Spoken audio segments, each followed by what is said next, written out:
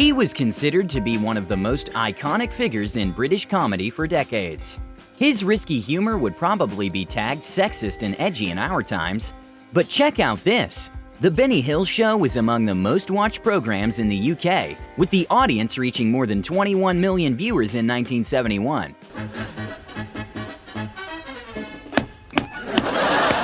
And there were not so many comedy shows that ran for almost 35 years, and not so many comedians that had Charlie Chaplin among their fans. Super rich and super successful, Benny Hill made the impression of a confident man, popular with women. The reality, however, as it often happens, was totally different. We are about to tell you why the top comedian was scared to spend his money, why he was lonely and depressed. If you are ready to hear the story without a happy ending, stay with us, and don't forget to subscribe to our channel. Someone who I worked with for a long time, and I know exactly the same about him as before, which is purely a public persona. I know nothing personal about him at all. Benny Hill was born in the year 1924.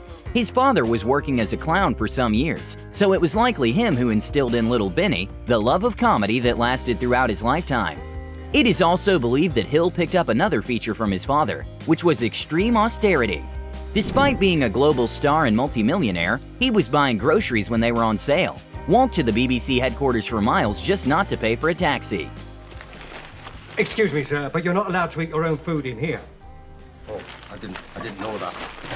What is more, he would constantly patch and mend the same clothes over and over again. One of his close friends later revealed Hill was so unwilling to spend money, he would glue the soles of his tattered shoes back on. The comedian also never owned his own home in London. He rented a double-room apartment for 26 years. A car was also out of the question, as large expenditures would upset Hill and increase his money-spending phobia. As you might have guessed already, Hill's relationship with women was another source of confusion for the comedian.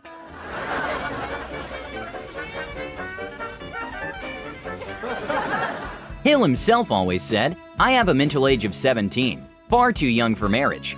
But his avoidance of commitment seemed to have nothing to do with inner youthfulness. Roger Lewis of GQ notes, it was more connected with the way he saw sex as both a nightmare and an impossible dream. Hill was terminally unlucky in love.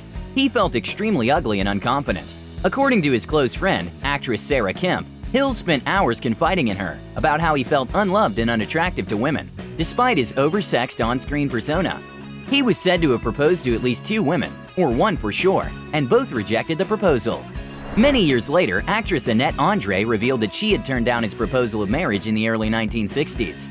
Some reports say that Hill liked unsophisticated girls, who were respectful and prepared to be nice to him. Mark Lewisohn, in his Benny Hill biography, recounts a conversation Bob Monkhouse once had with Benny Hill in a cafe in Shaftesbury Avenue. "But Bob, I get a thrill when they're kneeling there, between my knees and they're looking up at me, and I want them to call me Mr. Hill, not Benny. Is that all right for you, Mr. Hill? That's lovely, that is. I really like that." I asked him why, and he said, "Well, it's respectful." Still, he was believed to be falling in love with the women out of his league, who he knew would turn him down. The man who made the whole world laugh never found love, neither did he have children. He remained some kind of a recluse till the end of his days. The sad circumstances surrounding Hill's death were described in detail in Rob Baker's London history book, Beautiful Idiots and Brilliant Lunatics. It was April of 1992 when a neighbor noticed an unpleasant smell coming from Hill's flat. He contacted Benny's friend and producer Dennis Kirkland, and quote, "It wasn't long before the television producer was climbing a ladder and peering through the window of Hill's second-floor flat. Inside, he saw his friend surrounded by dirty plates, glasses, videotapes, and piles of paper, slumped on the sofa in front of the TV. The body was blue, bloated, and distended, and there was a dry trickle of blood that had seeped from one of his ears. Hill had been dead for 2 days." End of quote. The legendary comedian was gone, age 68, following a heart attack, alone, sitting in an armchair in front of the TV. His entire estates, which were totaled at £7.5 million, were shared among his 7 nieces and nephews. This sad story is all we wanted to tell you. As for today, do you remember Benny Hill? Did you know he was a loner all his life? Let us know in the comments.